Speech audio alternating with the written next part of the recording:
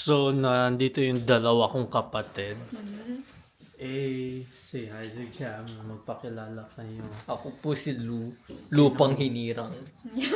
Ikaw, sino ka? Si Lily pang Hindi, ikaw ata si Kala eh. yung kala. Kalawangan ako. Sino naman to?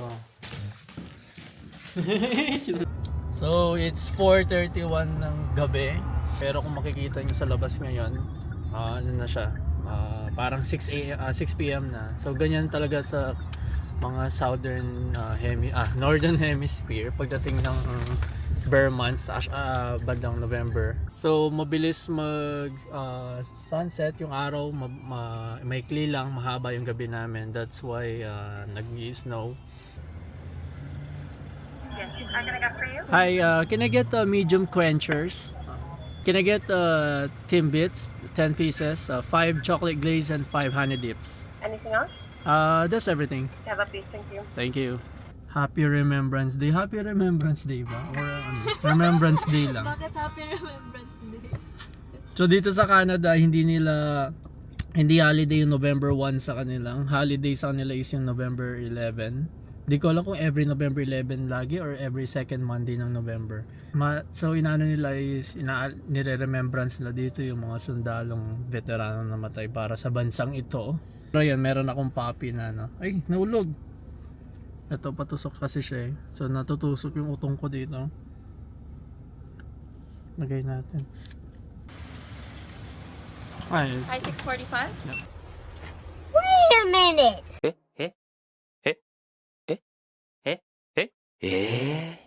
ako ikaw na magbabayad na kaya naman.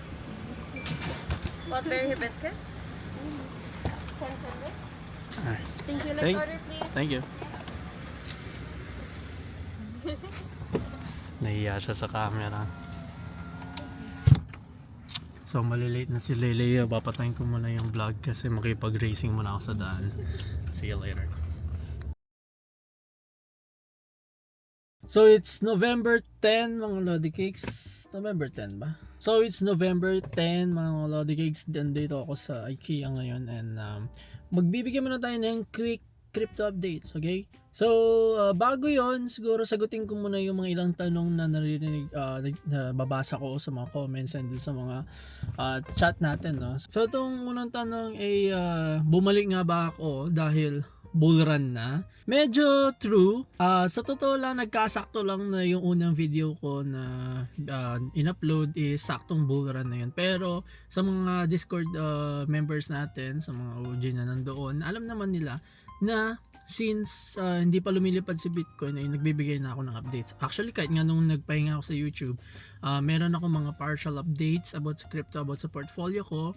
And yeah, so still active pa rin kami sa trading, although currently hindi ako tumatanggap ng members right now. Tsaka kahit sabihin natin hindi perfect timing mga lots, no?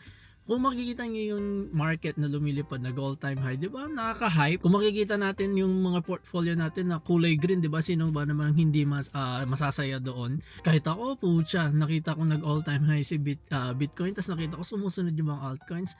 Syempre, tuwang-tuwa ako, diretso kaagad ako sa portfolio natin. So normal lang talaga na ma-hype tayo, no? So yeah, I guess perfect timing yung pagbalik ko. Pangalawa is meron ba akong mentorship? So, wala akong mentorship mga lods, no? So, alam ko, mentor tinatawag ko sa sarili ko, self-proclaim, pero wala akong mentorship. So, basically, free course lang ako, sa YouTube lang ako nagtuturo. Paid mentorship, hindi ko talaga in-implement yun.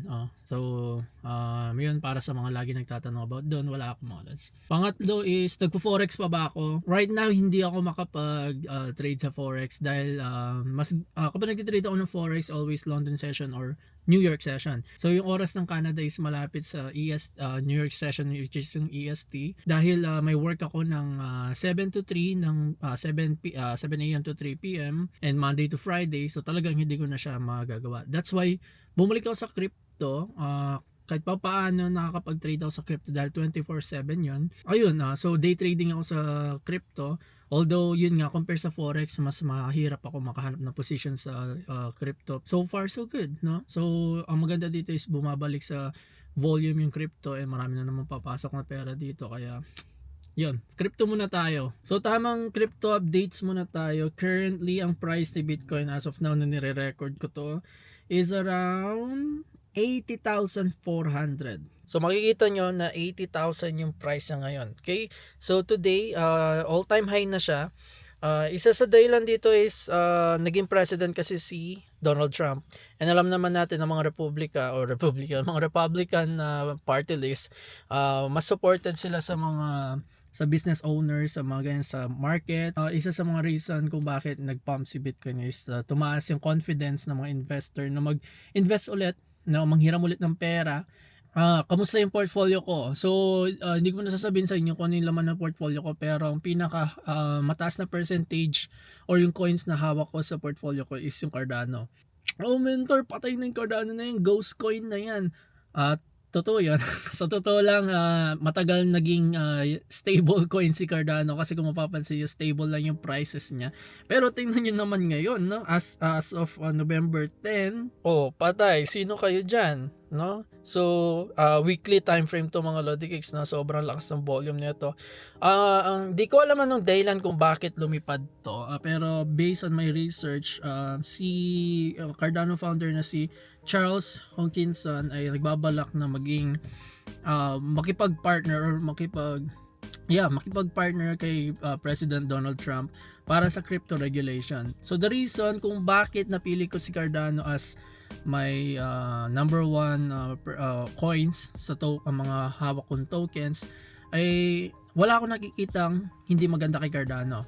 The reason why hindi lang siya lumilipad in the past years, no, lalo na nung bull run, no, yung Solana lumipad pero siya hindi, patuloy pa rin bumabagsak, kulang sa hype.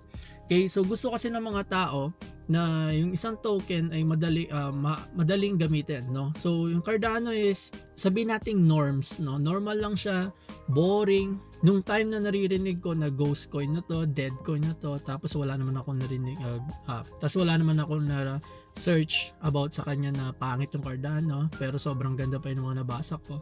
Then doon ako na mas naging interesado. Kasi naniniwala ako na kapag hindi pa hype yung isang token pero maganda yung value na pinapakita niya, then para sa akin mas magandang target yun to invest. Kasi pag gano'n, malaki pa yung room niya to grow. And last tanong, for sure tinatanong to, sa tingin ko ba hanggang saan naabot si Bitcoin? So for me, sobrang dali lang sagutin ng mga ganyang tanong, no? Hindi ko alam. So walang nakakaalam kung saan naabot si Bitcoin, kahit ano pang asset yan, walang nakakaalam once na nag all time high na yung market.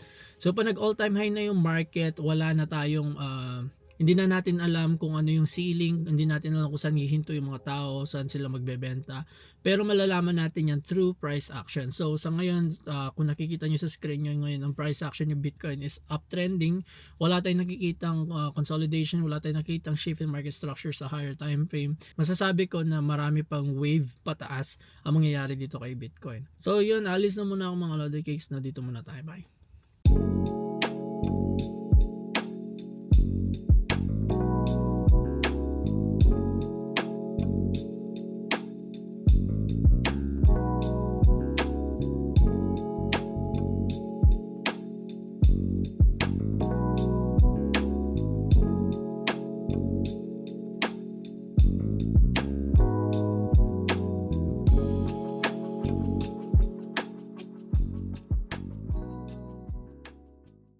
So it's November 11 and currently holiday dito sa Canada, and I think holiday din sa US.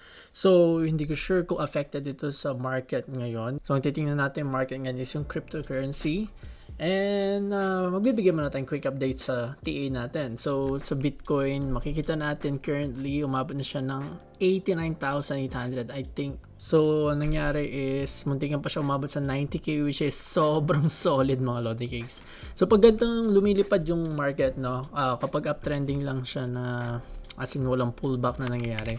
So hindi ako mag-futures trading kapag ganito yung price action niya. So what I mean by that is, ang ginagawa ko lang is bumibili ako sa mga discounted price or tinatawag na fair value. So same thing kapag bumabagsak yung market, every time nagpo-pullback, doon lang ako nag-entry. Okay?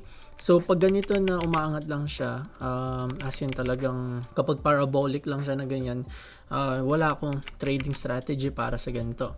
And especially all-time high na si Bitcoin, wala na tayong makikitang ceiling. Hindi na natin alam kung hanggang saan naabot si Bitcoin. That's why iniiwasan ko na mag-trade kay Bitcoin. Pero compare dito kay Ethereum, sa altcoins, si Ethereum hindi pa umabot yung all-time high niya. So, meron pa tayong ilang key levels which is 4K, 4.1 at 4.9, 4.8, 4.9 sabihin na natin. So, meron pa tayong mga key levels na alam nating pupuntahan ni Ethereum at magkakaroon ng reaction na pwede nating i-take advantage yung smaller time frame or day trade time frame na mag-trade ng futures. Okay?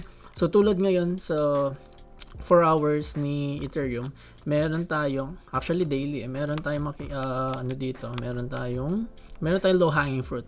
Okay?